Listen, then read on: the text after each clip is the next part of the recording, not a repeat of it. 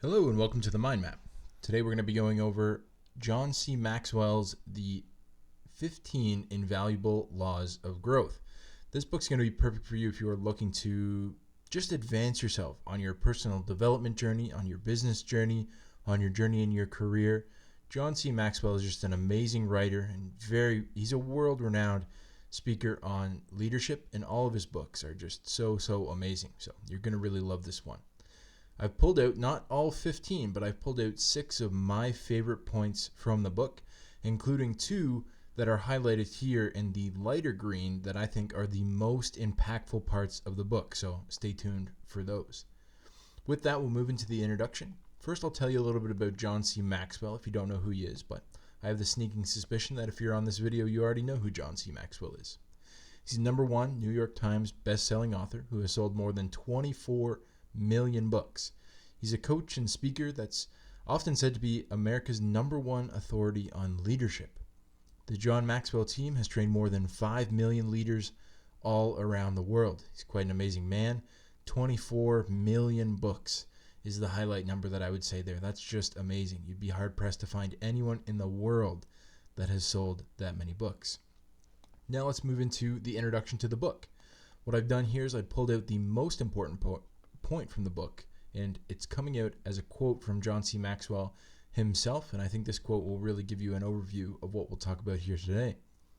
He says in the book, "Potential is one of the most wonderful words in any language.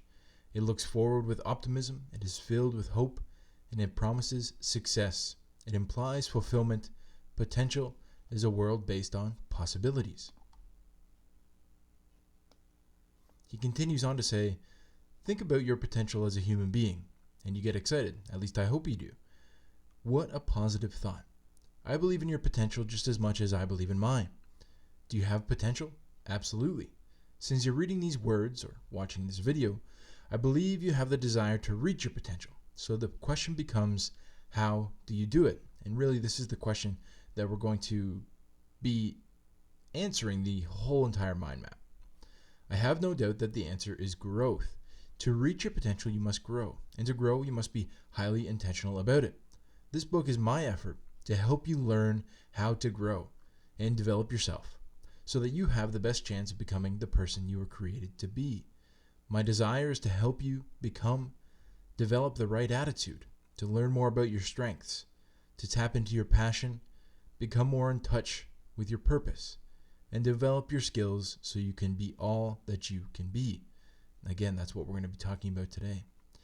"You cannot change your life until you change something you do every single day. By learning the laws and then living them, you'll be on your way to reaching your potential." He's talking about the laws in the book. "If you keep learning and growing every day over the course of many years, you'll be astounded by how far it will take you." If you keep growing every single day, learning and growing every day, over the course of many years, you will be astounded at how far it will take you. And that's a big principle that we talk about on this channel quite a lot. It's that principle of the slight edge, that principle of 1% better every single day. That's exactly what this book is going to teach us to do. So the answer to the question is growth. And the question is, how do you do it, right? How do you reach your potential? Some strong words about potential to open up our mind map today. Like John says, I believe that if you're here, you're watching this video, that you desire to reach your potential. So this map is going to give you the best tips from John Maxwell in order to help you achieve that. First things first, reaching your potential means growth. And that means 2 different things. First, you must be intentional about your growth. Think about, what do you want? And then second, you must change something that you do every single day, which again is habit change, something that we've talked about quite a lot on this channel already. This book is called The 15 Laws, but I haven't included them all here. Instead, this is a mind map of what I think is the best advice from the book. If I were you and you wanted to learn all of the laws, I recommend that you pick up the book. It's definitely worth the read. And we're going to get started with our first highlighted node here, which is direction, not distance. This is a very interesting point that I hadn't thought about in exactly this way before. He says in the book, "The first year that I engaged in intentional personal growth, I discovered that it was going to be a lifetime process. During that year, the question in mind was, how long would it take? And instead, it changed to, how far can I go? How far can I go? That is the question you should be asking yourself right now. Not that you will be able to answer it. I started this growth journey 40 years ago and I still haven't answered it. But it will help you set the direction, if not the distance. Where do you want to go in life? What direction do you want to go? What's the furthest you can imagine going? Answering those questions will help you get started on your personal growth journey. The best you can hope to do is to make the most out of your life of whatever you've been given. You can do that by investing in yourself, making yourself the best you can be. The more you've got to work with, the greater your potential and the farther you should try and go.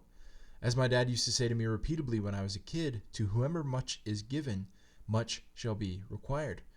Growing your best so that you can become your best. Give growing your best so that you can become your best. And this really is the journey of a lifetime, this personal development journey. As you saw here, John talked about how he started this journey over 40 years ago, and he still doesn't know how far he can actually go. Personal development and growth isn't a journey with a set destination, as many people believe. There's no end point. It's similar to how enlightenment isn't necessarily the end goal of meditation. Instead, what should be the goal is actually the journey, the direction that you want to go, right? The 3 questions that give you the map in order to get there are these 3 questions. Where do you want to go in life? What direction do you want to go in? And what's the furthest that you can imagine going? There's some of the questions that I ask my coaching clients the very first day that we end up working together. Very similar questions to figure out where they want to go, what they want from the coaching relationship. They're extremely powerful, and once asked, a lot of the coaching session is just spent expanding on these things because we all have such a surface level understanding of what we truly and actually want. And I find that the more we drill down and get deep and deep and deep, it becomes more powerful and more motivational than knowing some of these answers just on that surface level. And really, it's about investing in yourself. Personal growth is only achieved through the process of investing in you. So I suggest that you take the time to answer some of these questions in a deep and meaningful way, or you can sign up for the free coaching session and we'll go through them together. So that was direction, not distance, and it's about the journey. The next point is the bridge.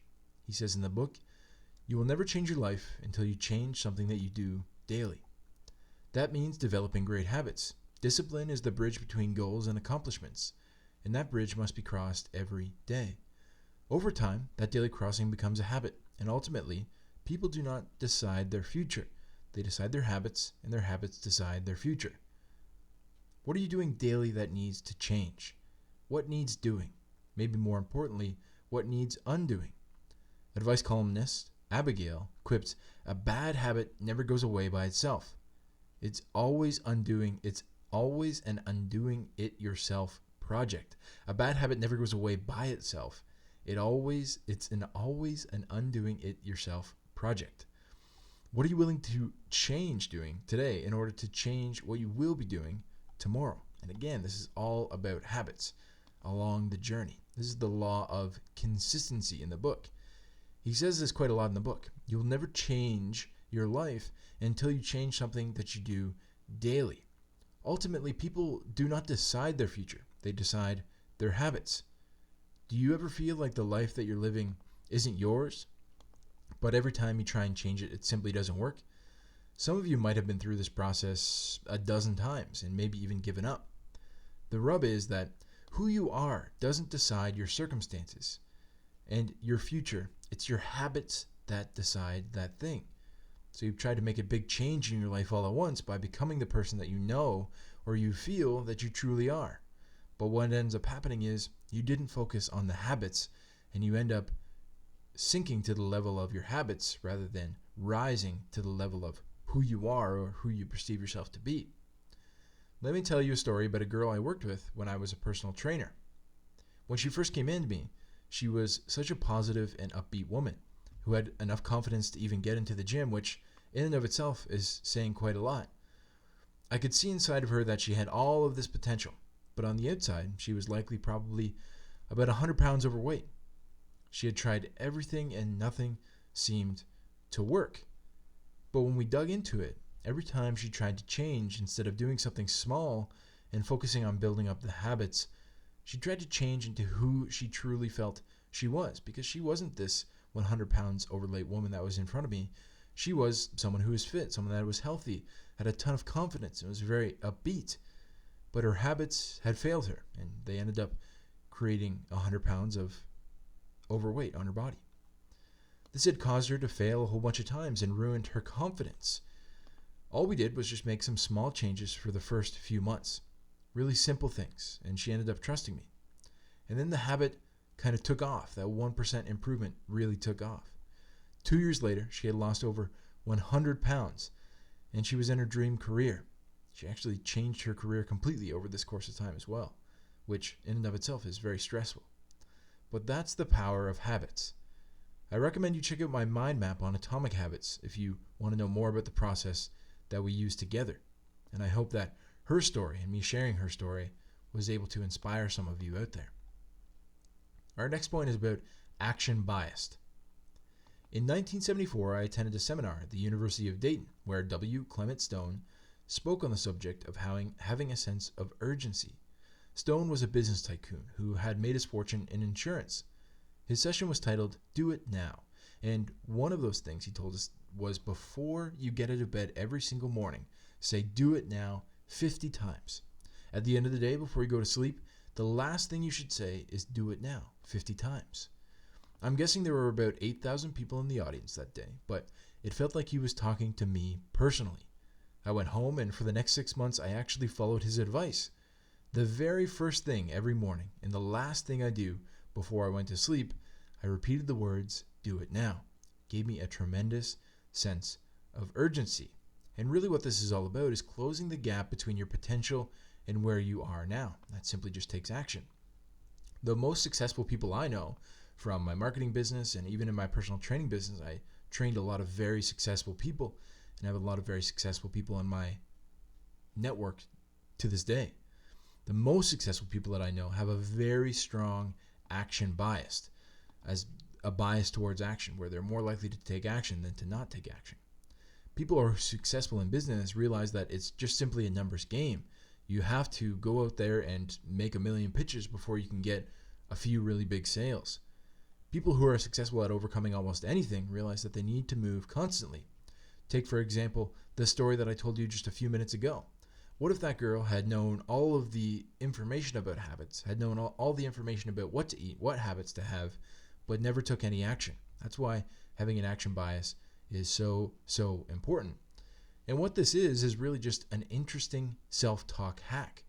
We talked about self-talk in Dr. Shad Helmstedter's book, What to Say When You Talk to Yourself. Essentially what John is sharing here is a self-talk script to help us gain that action bias that most successful people end up having.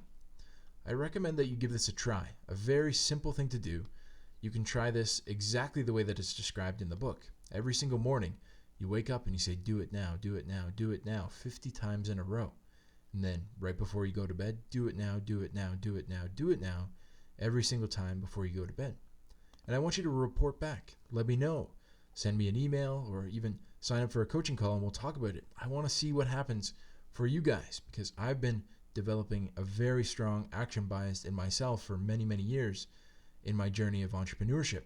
And I'd be very happy if I was able to share that action bias with some of you. The next point from the book is deep roots. I'm aware that I'm an especially impatient person. I mean, put your hand up if you're that type of person as well. That's definitely me. But I think all people naturally desire for things to come to them quickly and easily, including personal growth. The secret isn't really to want more or want it faster. It's to put more time and attention into what you have and what you can do now. Give 3 times the effort and energy to growing yourself, and allow yourself to grow slowly and with deep roots. Remember that a squash vine or a tomato plant grows in a matter of weeks, produces for several days or weeks, and then dies when the first frost comes. In comparison, trees grow slowly over years, decades, or even centuries. It produces fruit for decades, and if healthy, it stands up to frosts, storms, and droughts. So obviously we want to be the trees. We want to have deep, deep roots. And this is from the law of design. Now that you have a strong action bias, it's time to talk about some of the downsides of that action bias. Namely, that's a tendency to jump from one thing to the next thing over and over again. And ultimately, you're leading yourself to just staying in the same place. If you have 10 units of energy, and instead of using all 10 units to move in a straight line towards your goal, you use 10 units to move 1 unit in 10 different directions, you end up back at the same spot that you were in the beginning. John gives such a great parable here, the parable about the tree. Trees versus vines. Keep this in mind when you're taking action. Will what I'm doing now allow me to root deep and benefit later? Will what I'm doing now allow me to root deep and benefit later? That's a great question to ask yourself while you're taking action, to make sure that you're taking action on the right things. Then, again, you can use that action bias towards growing the roots of your tree as deep as possible.